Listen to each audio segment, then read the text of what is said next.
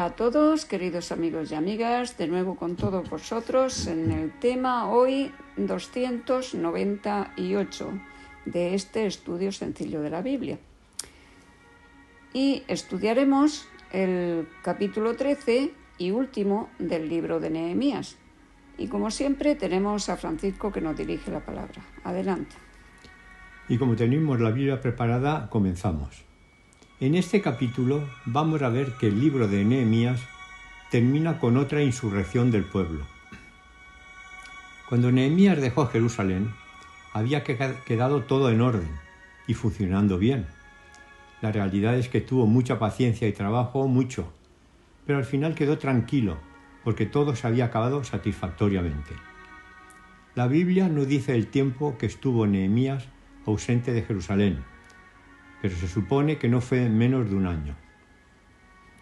Regresó porque se supone que se enteró que Judá no estaba como él la había dejado, a pesar del juramento que hicieron todos de que obedecerían a Nehemías en todo lo que les pedía de parte de Dios.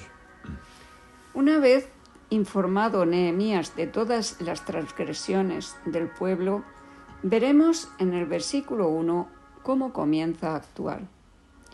Dice así: Aquel día se leyó en el libro de Moisés, oyéndolo el pueblo, y fue hallado escrito en el que los amonitas y moabitas no debían entrar jamás en la congregación de Dios.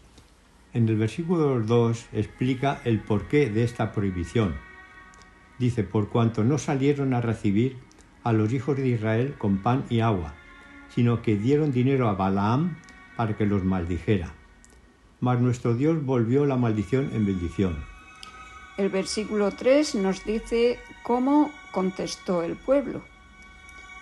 Dice así: cuando oyeron pues la ley, separaron de Israel a todos los mezclados con extranjeros.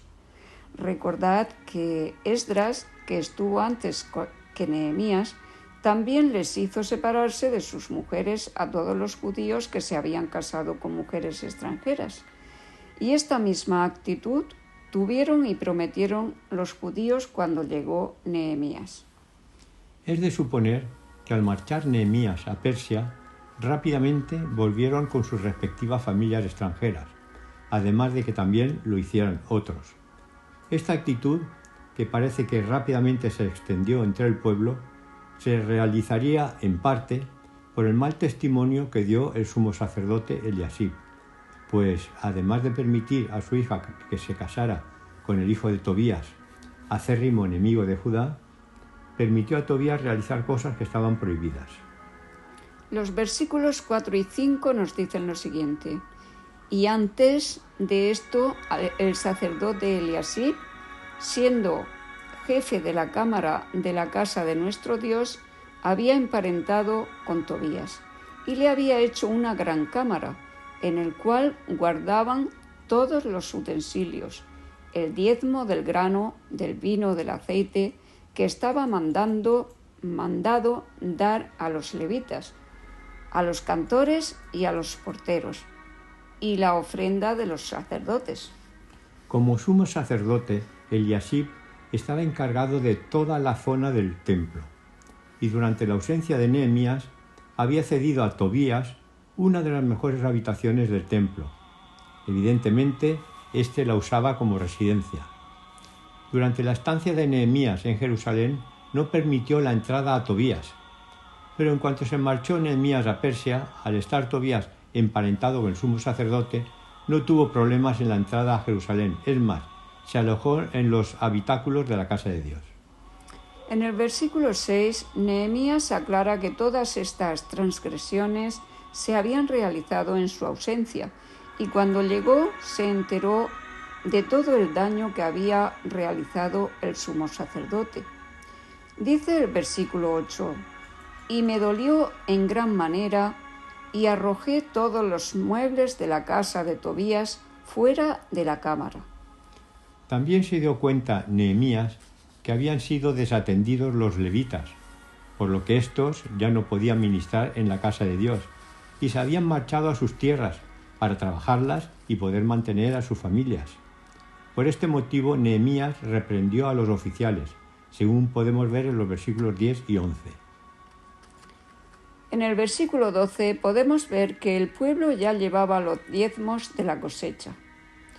Pero Nehemías tuvo que cambiar a los responsables que cuidaban de todas estas ofrendas, poniendo a personas de su confianza, como dice el versículo 13. Nehemías se da cuenta que se está transgrediendo el sábado, pues las personas hacían en este día todo lo que hacían en los otros. Trabajaban, compraban y vendían, como dicen los versículos 15 y 16. Nehemías amonestó al pueblo, porque habían profanado el día de reposo, y luego tuvo cerradas las puertas de Jerusalén para que no entrara ningún vendedor. Pero luego se dio cuenta que la compraventa se realizaba el sábado fuera de los muros.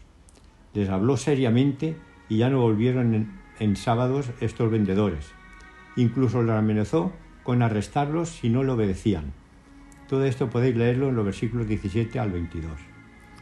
Así como no devolvían los diezmos, los nobles también parecen haber tenido la culpa de que no se observara debidamente el sábado, ya fuera porque no habían intentado detener el comercio realizado en ese día o porque ellos mismos vendían y compraban.